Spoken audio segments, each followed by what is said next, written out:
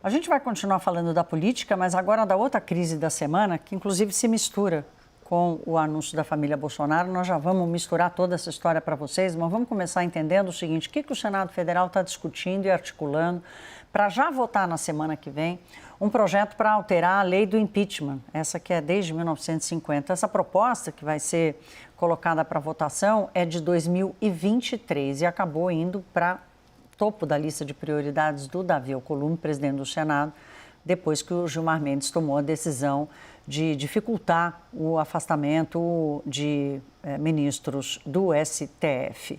Vamos ver a reportagem de Pedro Teixeira. O presidente da Comissão de Constituição e Justiça, o senador Otto Alencar, confirmou que votará o relatório do senador Weverton Rocha na próxima quarta-feira. Aliados, o presidente Davi Alcolumbre defende votar o projeto em plenário antes do recesso parlamentar de fim de ano.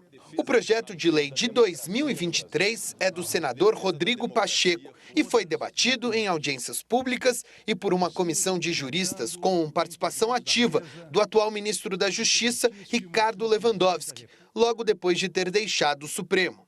O projeto amplia os crimes de responsabilidade que podem resultar no afastamento do presidente da República e aumenta o rol de autoridades sujeitas a um processo de impeachment, incluindo juízes, desembargadores e integrantes do Ministério Público. Parada desde então, a proposta volta a avançar após Gilmar retirar a prerrogativa do Senado sobre pedidos de impeachment de integrantes da Corte. A reação, no entanto, pode ir além. Senadores articulam uma proposta de emenda constitucional que modifica regras para indicação ao Supremo. O texto também estabelece um tempo máximo de permanência na Corte. Para isso, o ponto de partida é trabalhar a partir de uma PEC apresentada nesta semana, um dia antes da decisão de Gilmar Mendes. O texto de autoria de Carlos Portinho foi conhecido na terça-feira, ainda em meio à crise entre Senado e o Palácio do Planalto pela indicação do advogado-geral da União, Jorge Messias, para a vaga aberta no Supremo. A proposta limita a autonomia do presidente para escolher um ministro da Corte. O chefe do Executivo decidiria por 3 nomes, a partir de uma lista de 6 indicados definida pelo Conselho Nacional de Justiça. Caberia ao Senado a palavra final, elegendo um dos 3 indicados. Criomar, esse movimento do Senado é essa resposta direta à decisão do Gilmar. Então, nós temos 2 expectativas para a semana que vem. O encaminhamento desse projeto, como é que ele vai ser, como é que Davi Alcolumbre vai administrar essa votação, mas tem também a votação do plenário sobre a decisão de Gilmar. Então, queria te ouvir da expectativa para as 2 votações. O que você está esperando? Bom, Thaís, quando a gente observa essa crise, né, ou melhor dizendo, esse novo episódio de crise entre as instituições em Brasília, eu creio que um elemento fundamentalmente, um elemento central desse processo é a tentativa do Legislativo a cada dia ter mais prerrogativas. E não é segredo para ninguém que a oposição bolsonarista, sobretudo, tem como plataforma para as eleições ao Senado a ideia de que os candidatos tenham nos seus palanques falas de impeachment a ministros do Supremo Tribunal Federal. Isso faz com que, de outro lado, se tenha uma reação.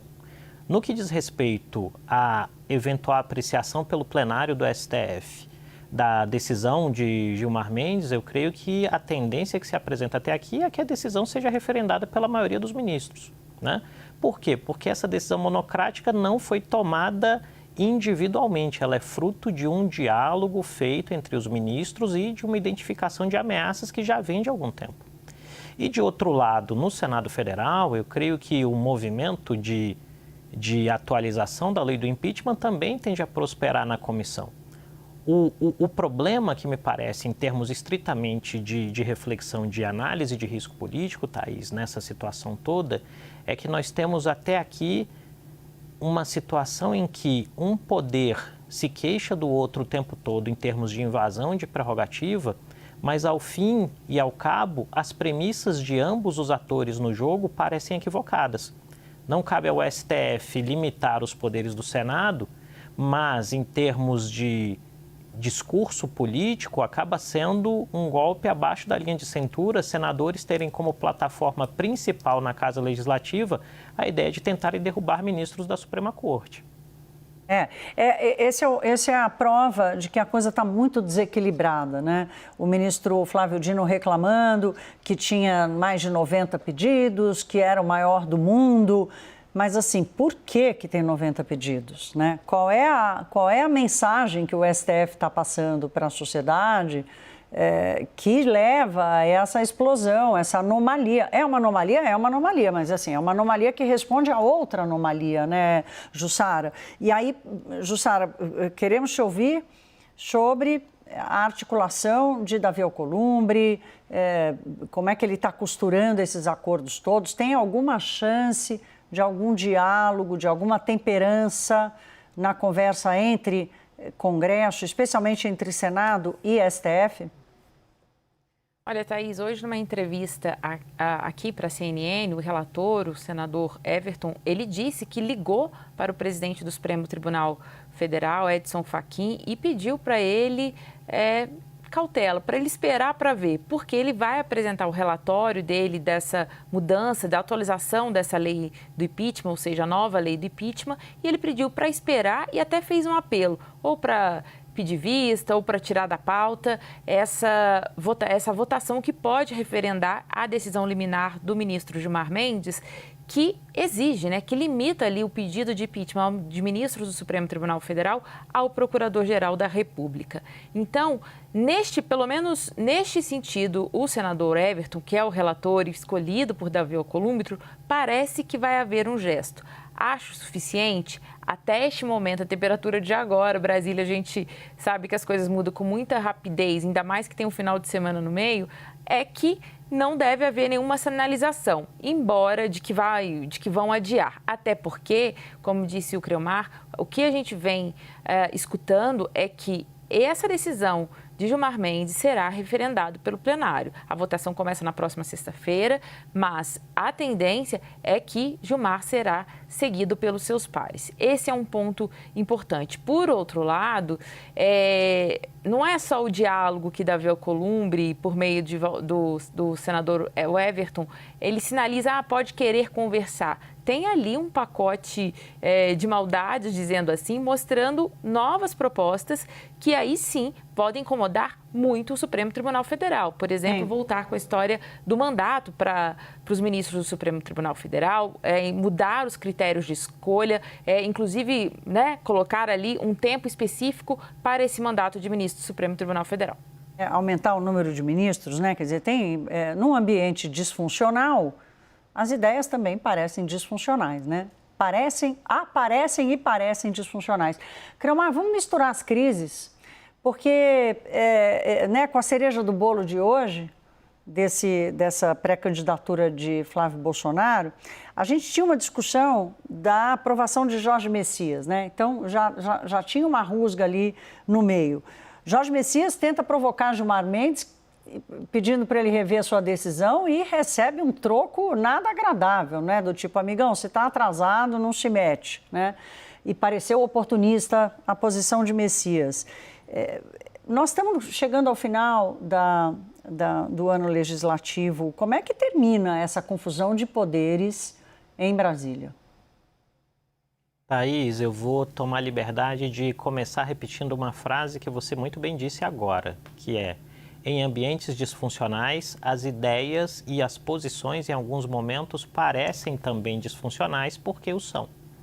Efetivamente, o que a gente tem visto aqui é uma sobreposição de disfuncionalidades muito motivada pelo fato de que as agendas, os discursos e as proposições de uma parte considerável dos atores políticos que estão mirando 2026 se baseia não no futuro, mas no passado.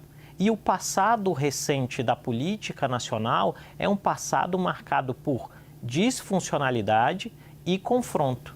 Então imagina o seguinte, se nós aqui muito rapidamente falarmos de qual é a agenda de país do bolsonarismo hoje, fica muito claro que essa agenda é uma agenda de desconstrução do prédio constitucional montado em 1988. E aqui a gente não está julgando a validade ou o fato da agenda ser boa ou ruim, a gente só está dizendo o que ela faz.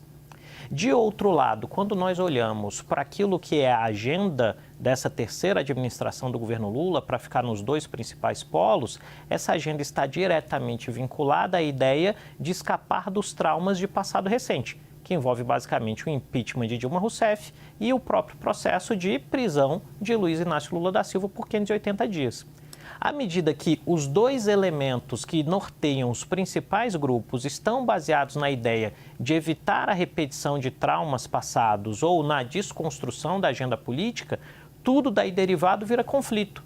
E todos os atores de fato institucionais, seja o executivo, o legislativo ou o judiciário, vão se tornando sócios em um grande caldeirão que mistura, usando outra expressão que você muito bem trouxe logo no início desse diálogo, de você mistura as crises. Então tem um evento causado pelo governo ao indicar o Messias, alimenta uma crise com o Senado. De outro lado, um movimento do ministro Gilmar Mendes alimenta uma crise com todo o Legislativo, e aí o Legislativo divide forças para bater em todo mundo. O Messias, de quem possivelmente o STF esperava uma posição minimamente institucional em defesa do lugar onde ele vai ocupar, assume outro tipo de posição, então isso vai embaralhando. Então nós temos, na verdade, aqui o que seria um grande emaranhado, uma bola de barbante muito embolada, em que ninguém consegue até aqui encontrar um fio que possa puxar e desbaratar esse nó enorme que se forma. É muito impressionante, né, a capacidade que a gente está assistindo das lideranças públicas e políticas do Brasil de embolar esse barbante e criar uma... Jussara, para a gente fechar, vamos trazer a crise de hoje, né? Assim, tem alguma... Essa história do Flávio Bolsonaro, isso de alguma forma você percebe que isso joga alguma pimenta aí nessa relação? Inclusive, por exemplo, na articulação para o Senado e para as lideranças, especialmente da direita, naquele projeto de ter um Senado super forte em 2027. Uma pré-candidatura de Flávio Bolsonaro pode jogar um pouco de água nesse chope aí, não?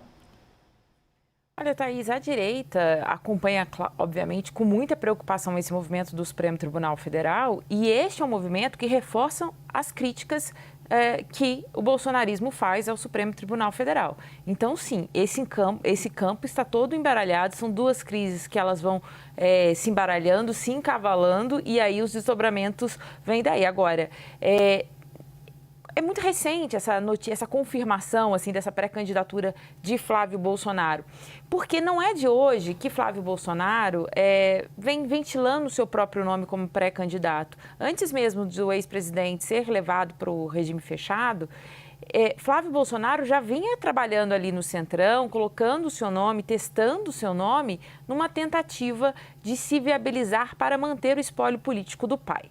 A questão é que mesmo dentro do PL, muita gente vê que Flávio Bolsonaro, que o mais correto para a família Bolsonaro seria conseguir eleger o maior número de integrantes da família para o Senado e, deste mesmo modo, conseguir eleger aliados da direita para formar a maioria no Senado nessa tentativa. É por isso que eles acusam o Gilmar Mendes e o STF de criar essa blindagem, fazer uma vacina sobre o que eles pretendem fazer nas eleições em 2026. A próxima semana, Thaís, será bastante agitada aqui em Brasília, aquela figurinha que a gente usa no WhatsApp de que Brasília está pegando fogo, possivelmente deve ocorrer isso, porque tem os desdobramentos do anúncio de Flávio Bolsonaro e, claro, essas duas votações, o início da votação no STF e, claro, a reação no Senado.